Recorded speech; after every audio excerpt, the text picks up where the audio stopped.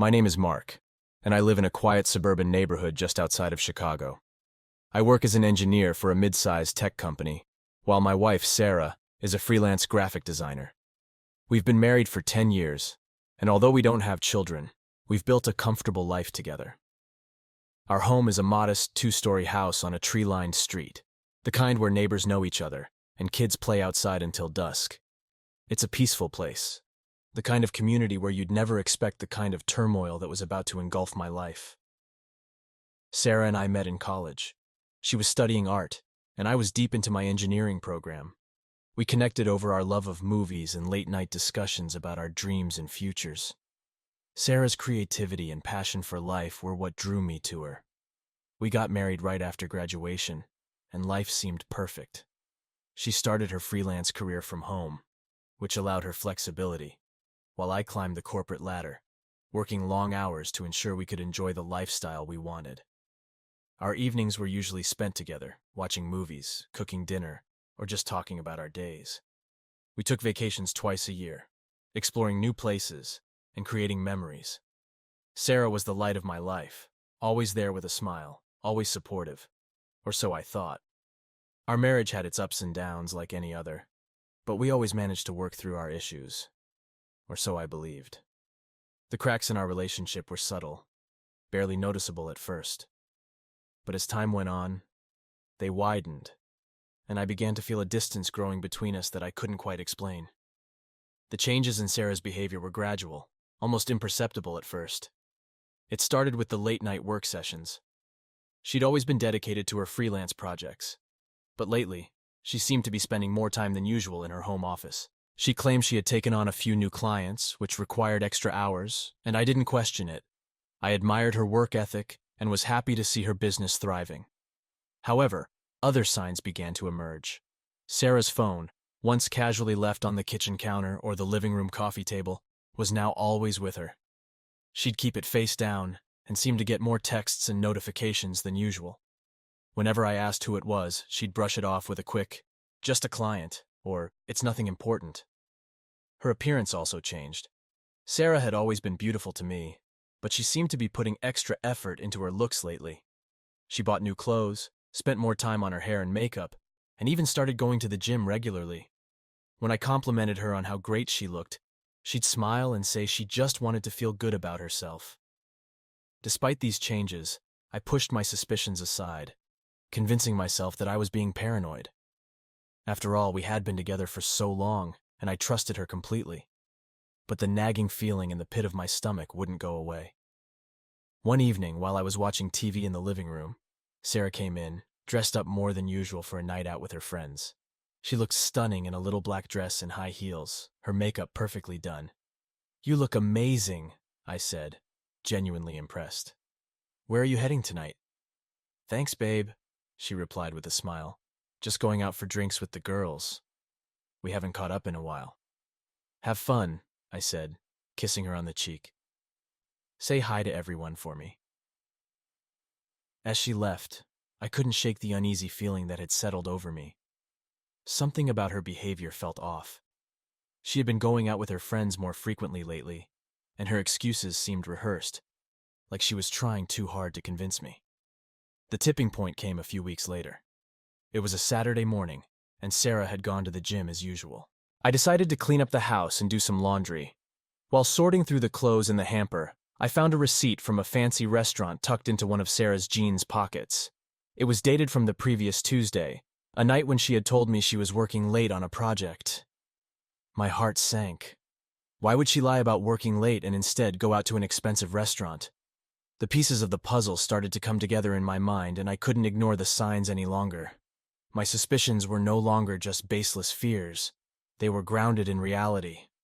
I knew I had to find out the truth, no matter how much it hurt. The trust I had in Sarah was crumbling, and I needed to understand what was really going on. The gnawing suspicions drove me to take action. I needed solid evidence, something undeniable. That Tuesday night had been the first clear sign, but it wasn't enough. I had to know for sure. One day, while Sarah was out, I decided to check her computer. She always kept it password protected, but I knew her well enough to guess her password. My heart pounded in my chest as I typed it in. When the desktop screen appeared, I felt a mix of relief and dread. I navigated to her email and social media accounts, looking for anything suspicious, but everything seemed normal at first glance. Then I found it, a series of emails from someone named A. They were carefully worded, nothing overtly incriminating, but the tone was too familiar, too intimate. My stomach churned as I read through them. It wasn't until I stumbled upon her hidden folder of photos that the full extent of her betrayal hit me. There were pictures of Sarah with a man I didn't recognize, taken in various places around town. They were always close, often touching, and in some, they were kissing. My hands shook as I looked through the photos, each one a dagger to my heart. Determined to get to the bottom of this, I decided to follow her the next time she went out. The opportunity came sooner than I expected. The following Saturday, she told me she was meeting her friends for brunch. As soon as she left, I grabbed my car keys and followed her at a safe distance. I tailed her to a hotel on the other side of town. She parked her car, and I watched as she walked into the lobby, her demeanor relaxed and confident. My blood boiled as I parked and hurried after her, keeping a safe distance. Inside, I saw her approach a man in the lobby. They embraced and kissed, confirming my worst fears. They headed to the elevator, and I knew I had to act quickly. I rushed to the front desk, feigning calm, and asked for a room key, claiming I was a guest who had lost his. With the key card in hand, I took the next elevator up, my heart racing. I found their room and hesitated for a moment, steeling myself for what I was about to do. Then I swiped the key card and burst into the room. The sight that greeted me was worse than I had imagined. Sarah and her lover were on the bed, caught in the act. The look of shock on Sarah's face when she saw me was quickly replaced by terror. "Mark!" she screamed, scrambling to cover herself. "What are you doing here?" I didn't answer. Rage blinded me as I turned my attention to the man beside her. He was frozen, eyes wide with fear. I grabbed him by the collar and threw him off the bed. He stumbled and fell, and I followed him, fists flying. Years of pent-up frustration and betrayal fueled my punches. The man barely had time to react. He tried to defend himself, but I was relentless. Blood splattered as my fists connected with his face, his cries of pain barely registering in my ears. "Mark, stop! You're going to kill him!" Sarah's voice broke through my fury, but it only fueled my anger. I paused, breathing heavily, looking at the man who was now a crumpled heap on the floor. His face was a bloody mess, and he whimpered in pain. I turned to Sarah, who was cowering on the bed, clutching the sheets to her chest. "How could you, Sarah?" I spat, my voice shaking with rage and hurt. "How could you do this to us? To me?" She was crying now, tears streaming down her face. "I'm sorry, Mark. I didn't mean for it to get this far. It was a mistake." "A mistake?" I laughed bitterly. "This wasn't a mistake, Sarah. This was a choice. Your choice." I looked at her one last time, then turned and left the room, slamming the door behind me. The sound echoed in the hallway, but it couldn't drown out the agony tearing through my chest. I walked away, each step heavy with the weight of betrayal, knowing that nothing would ever be the same again. The drive back home was a blur. My mind was a storm of emotions: anger, betrayal, sadness. The images of Sarah and that man kept replaying in my head, fueling my rage. By the time I got home, I was shaking with fury. I knew Sarah would follow soon, and I needed to confront her properly. I paced the living room, waiting. Each minute felt like an eternity. Finally, I heard her car pull up in the driveway. The front door opened, and there she was, looking disheveled and scared. Her eyes were red from crying, and she hesitated at the doorway, unsure of what to expect. "Mark, please," she started, her voice trembling. "Let's talk about this." "Talk?" I exploded. "Talk about what, Sarah? About how you've been screwing another man behind my back? About how you lied to me, to us, for God knows how long?" She flinched at my words, but I didn't care. I wanted her to feel a fraction of the pain I was feeling. "Mark, it wasn't like that," she pleaded, stepping towards me.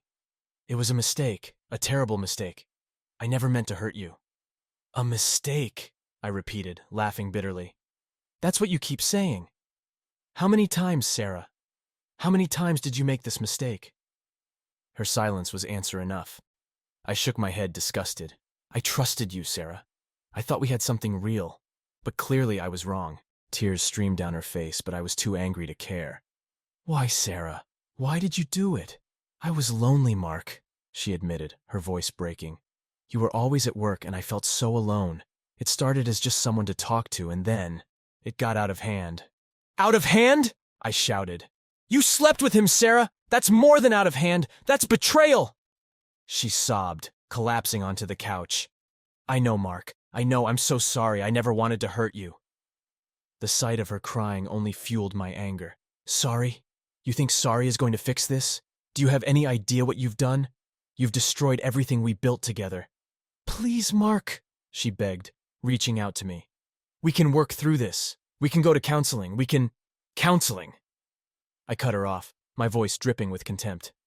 You think some therapy sessions are going to fix this? You think I can just forget what I saw today?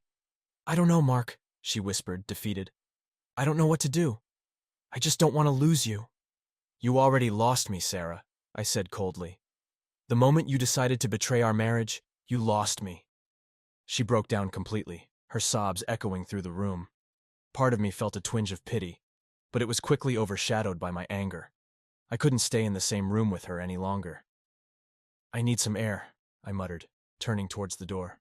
I can't look at you right now. Mark, please don't go, she cried. But I ignored her, slamming the door behind me. I needed space, needed to think. I needed to figure out what to do next.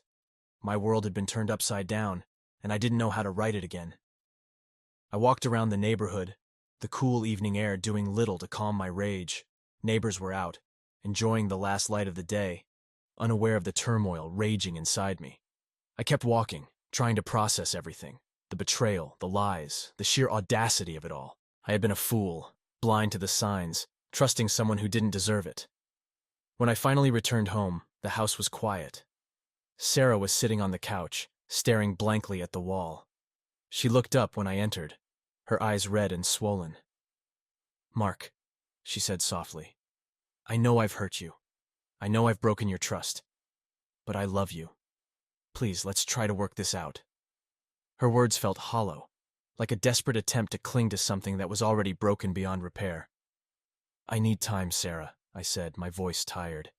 I need time to think, to process all of this. I can't make any decisions right now. She nodded, tears streaming down her face again. I understand.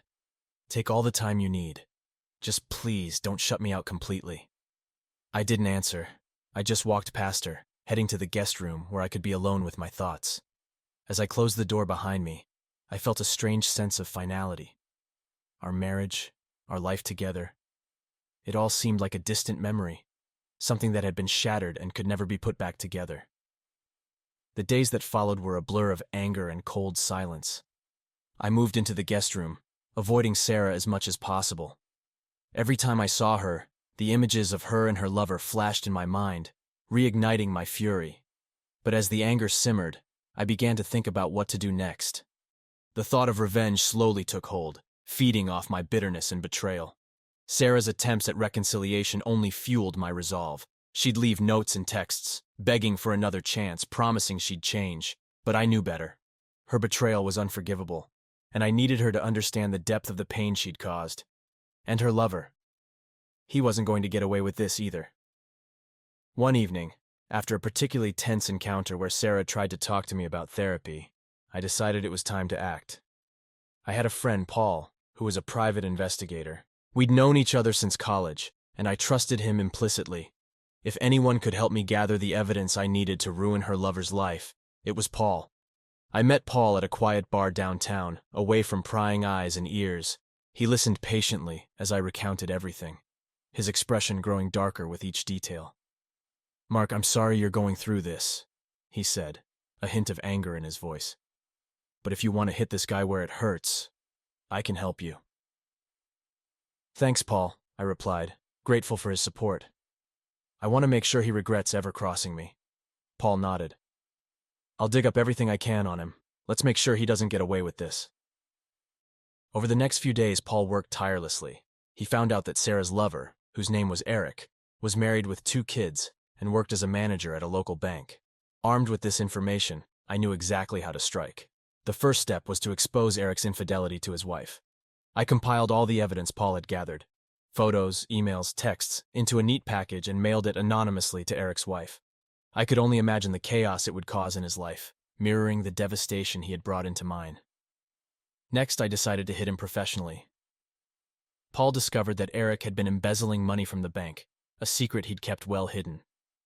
With Paul's help, I anonymously tipped off the bank's internal auditors, providing them with enough evidence to launch a full-scale investigation. As the days passed, I could see the effects of my actions. Sarah was still trying to mend things between us, but she had no idea of the storm I had unleashed on Eric. Then one evening, she received a phone call. I watched from the hallway as she answered, her face turning pale as she listened. "Eric, what do you mean they know? How could they have found out?" she stammered, panic rising in her voice. "No, I don't know who could have done this. You have to fix it." She hung up, her hands shaking.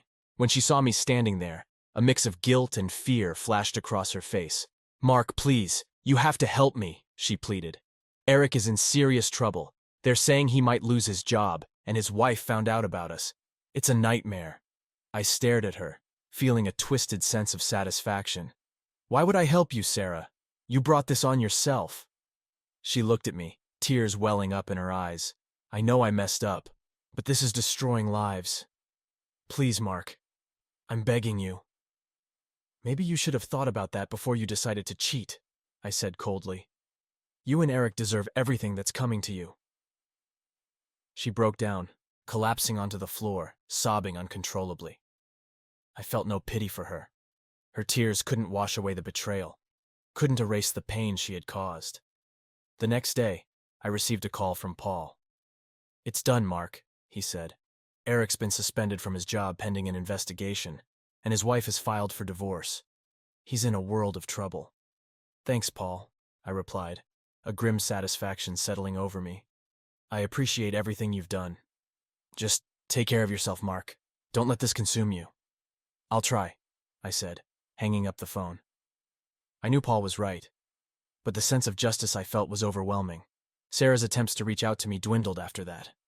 She knew the extent of my anger, and the distance between us grew wider. I focused on my work, my life, trying to find some semblance of normalcy amidst the chaos. But the damage was done. Our marriage was shattered, and the revenge I had sought had only provided temporary relief. As I sat in the empty house, I realized that I needed to move forward, to rebuild my life without Sarah. The path ahead was uncertain, but it was the only way to heal from the betrayal that had nearly destroyed me. Days turned into weeks, and the tension in the house was unbearable. Sarah and I lived like strangers, the silence between us filled with unspoken words and unresolved pain. My anger had settled into a cold resolve. I knew what I had to do.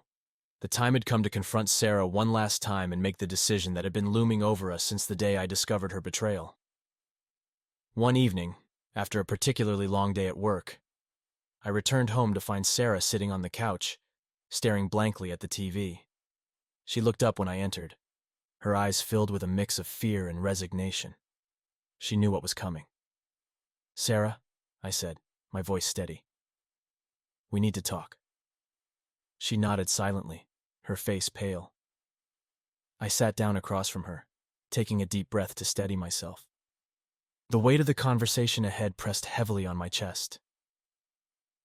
"I've been thinking a lot about everything that's happened," I began. "About your affair, about the lies, and about what that means for us." Tears welled up in her eyes, but she said nothing, waiting for me to continue. "I can't forgive you, Sarah. I can't forget what you did," I said, my voice firm. "And I can't continue living like this, pretending that things can go back to the way they were. They can't." She started to speak, but I held up my hand to stop her. "Please, let me finish." She nodded again, tears streaming down her face. "I've decided to file for divorce," I said, the words heavy but necessary. "This marriage is over, and we both need to move on." "Mark, please," she sobbed, her voice breaking. "I know I hurt you. I know I made terrible mistakes, but I still love you. Can't we try to fix this? Can't we at least try counseling?" I shook my head, feeling a mix of sorrow and relief. "No, Sarah, it's too late for that. The trust is gone, and without trust, there's nothing left to build on. I need to think about my future, about my own happiness, and I can't find that with you anymore." She broke down completely, her body shaking with sobs. "I don't want to lose you, Mark. I don't want to lose everything we had." "I don't want to lose you either," I admitted, my voice softening. "But I already have. You made sure of that when you chose to betray me. This isn't just about what you did. It's about the person you've become, and the person I've become because of it." Sarah looked up at me, her eyes red and swollen. "Is there really no hope? No chance at all?" I sighed, feeling the weight of her words. "I'm sorry, Sarah. I wish things were different, but they're not. We both deserve a chance to start over, to find happiness on our own terms." The room was silent except for her quiet sobs. I felt a strange mix of sadness and relief, knowing that this painful chapter of my life was coming to an end. "I'll contact a lawyer tomorrow," I said, standing up. "We'll work out the details of the divorce, and we'll make sure it's as smooth as possible." Sarah nodded weakly, unable to speak. I walked to the door, pausing for a moment before turning back to her. "I hope you find what you're looking for, Sarah. I really do." With that, I left the room, feeling a sense of finality wash over me. The decision to divorce was painful, but it was the only way forward. I needed to reclaim my life, to heal from the wounds of betrayal, and to find a new path. The next morning, I contacted my lawyer and began the process of filing for divorce. Sarah and I communicated through our lawyers, keeping our interactions to a minimum. It was a difficult time, but I knew it was necessary. The pain of the past was still fresh, but I was determined to move forward, to rebuild my life from the ashes of what had been. As the days passed, the weight of the decision began to lift. I found solace in my work, in the support of friends and family, and in the knowledge that I was taking control of my future. The path ahead was uncertain, but it was mine to navigate. The divorce process was long and emotionally draining, but I stayed focused on the end goal: freedom from the pain and betrayal that had defined my life for too long. Sarah and I eventually reached a settlement, dividing our assets and moving forward separately. In the quiet moments, I reflected on what I had learned from this experience. Trust, once broken, is difficult to rebuild. Love, while powerful, cannot overcome all obstacles. And sometimes the best way to heal is to let go and start anew. The last conversation with Sarah marked the end of one chapter and the beginning of another. It was a painful but necessary step towards reclaiming my life and finding happiness on my own terms. The road ahead was uncertain, but I was ready to face it, one step at a time. The divorce process was grueling. Sarah and I communicated only through our lawyers, and every conversation felt like a battle. Emotions ran high, and the legalities only added to the tension. Despite our best efforts to remain civil, there were moments when the bitterness and anger broke through. Our first court appearance was scheduled for a chilly morning in early November. I arrived at the courthouse feeling a mix of dread and determination. This was the final step in ending our marriage, and I needed it to go smoothly. Paul, my lawyer, met me outside the courtroom. He was a calm, reassuring presence in the storm of my emotions. "Ready?" he asked, giving me a supportive nod. "Ready as I'll ever be," I replied, taking a deep breath. We entered the courtroom, and I saw Sarah already seated with her lawyer. She looked tired and fragile, a stark contrast to the confident woman I had known. For a moment, a pang of sadness pierced my heart.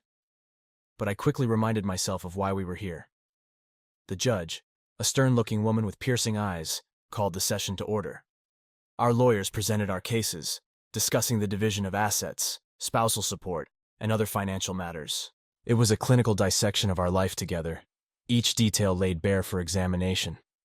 Paul was thorough and relentless, ensuring that my interests were protected. Sarah's lawyer argued for more favorable terms for her, citing her emotional distress and her need for financial support. The back and forth was intense, but I trusted Paul to handle it. Finally, it was my turn to speak. I stood up, my heart pounding in my chest, and addressed the judge. "Your Honor," I began, my voice steady despite the turmoil inside me. "I loved Sarah deeply, and I believed in our marriage. But her betrayal has left me with no other choice but to seek a divorce.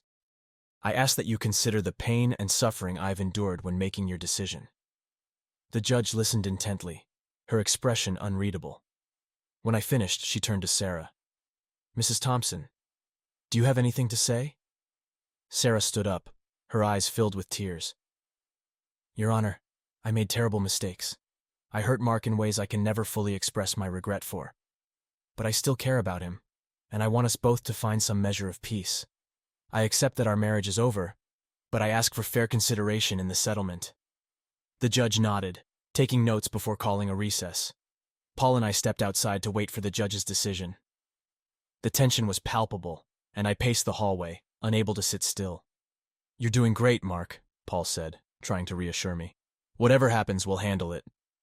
After what felt like an eternity, we were called back into the courtroom. The judge took her seat and addressed us. Mr. and Mrs. Thompson, she began, her tone measured. Divorce is never easy, and the circumstances of your case are particularly painful. I have considered the evidence and testimonies presented, and I have reached a decision. She went on to outline the terms of the settlement. Sarah would receive spousal support for a limited time, but the majority of our assets would be divided equally. The house would be sold, and the proceeds split between us. It was a fair decision given the circumstances, but it still felt like a loss. As the judge concluded, she offered a few words of advice. I hope both of you can find a way to heal and move forward. This process marks the end of one chapter, but also the beginning of another. Take this opportunity to rebuild your lives with the lessons you've learned. With that, the session was adjourned. Sarah and I left the courtroom, our lawyers handling the final paperwork.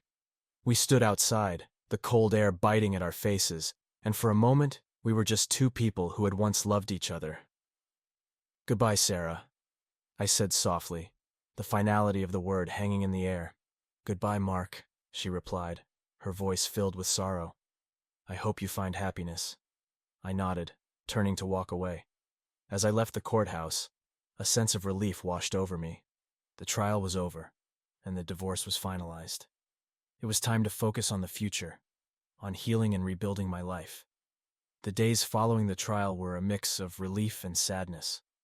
I moved out of our house and into a new apartment, a fresh start in a place untainted by memories of betrayal. It was a small but comfortable space, and I took my time decorating it, making it my own. I threw myself into my work, finding solace in the routine and the sense of accomplishment it brought. My colleagues, who knew nothing of my personal struggles, were a source of distraction and normalcy. I began to reconnect with old friends, rebuilding the social connections I had neglected during my marriage.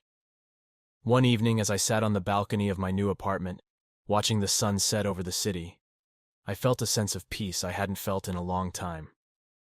The future was uncertain, but it was mine to shape. The pain of betrayal still lingered, but it was slowly being overshadowed by a sense of hope and possibility. The trial had marked the end of a painful chapter in my life, but it was also the beginning of a new journey. It was time to move forward, to find happiness and fulfillment on my own terms. And as I looked out at the horizon, I knew that I was ready to face whatever came next.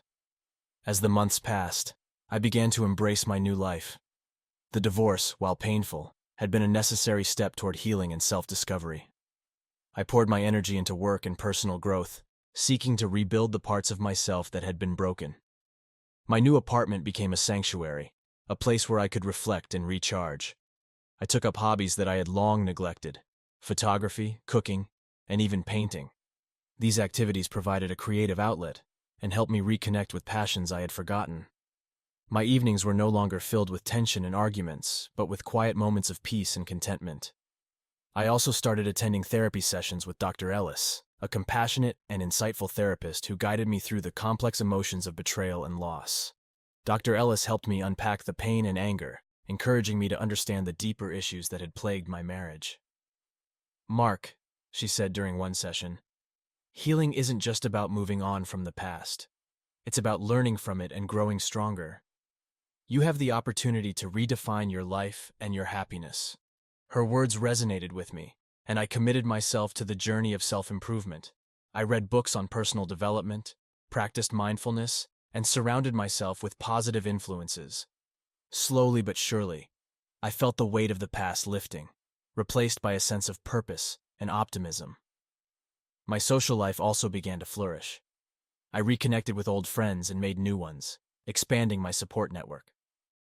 Paul, who had been instrumental during the divorce, became a close confidant. We often met for drinks or dinner, discussing everything from work to life plans. "You're doing great, Mark," Paul said one evening over beers. "It's good to see you smiling again." "Thanks, Paul," I replied, genuinely grateful. "I feel like I'm finally starting to find myself again." The turning point came when I decided to take a solo trip to the mountains, a place I had always wanted to visit but never had the chance. The crisp air, the breathtaking views, and the solitude provided a perfect backdrop for introspection. Hiking through the trails, I felt a sense of freedom and clarity that had eluded me for so long. One afternoon, as I sat on a rock overlooking a serene lake, I reflected on the journey that had brought me here.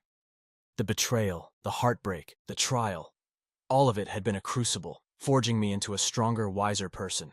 I realized that while Sarah's betrayal had shattered my world, it had also given me the opportunity to rebuild it on my own terms.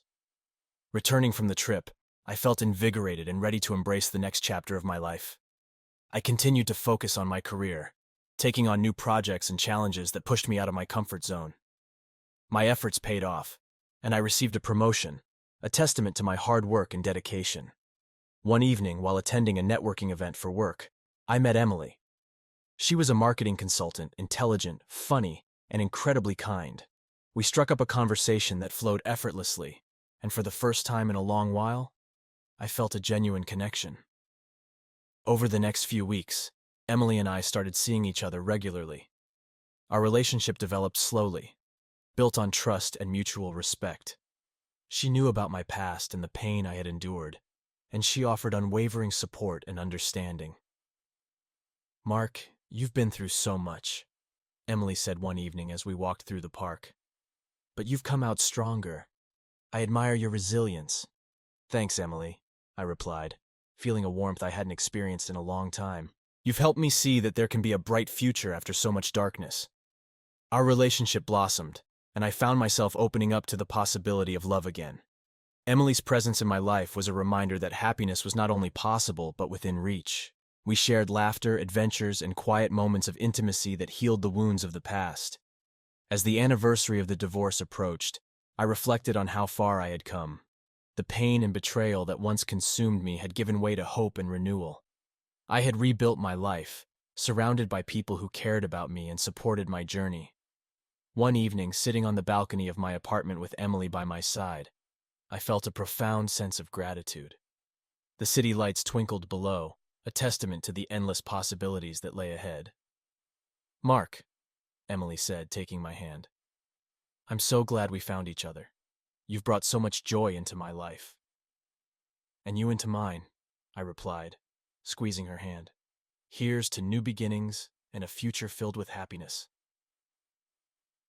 Looking out at the horizon, I knew that the road to recovery had been long and arduous, but it had led me to a place of peace and fulfillment.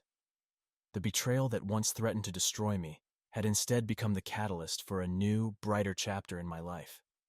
The journey wasn't over, but for the first time in a long time, I felt ready to embrace whatever came next, confident in my strength and the support of those who loved me. The past was a part of me, but it no longer defined me. I was free to create a future filled with hope, love, and endless possibilities.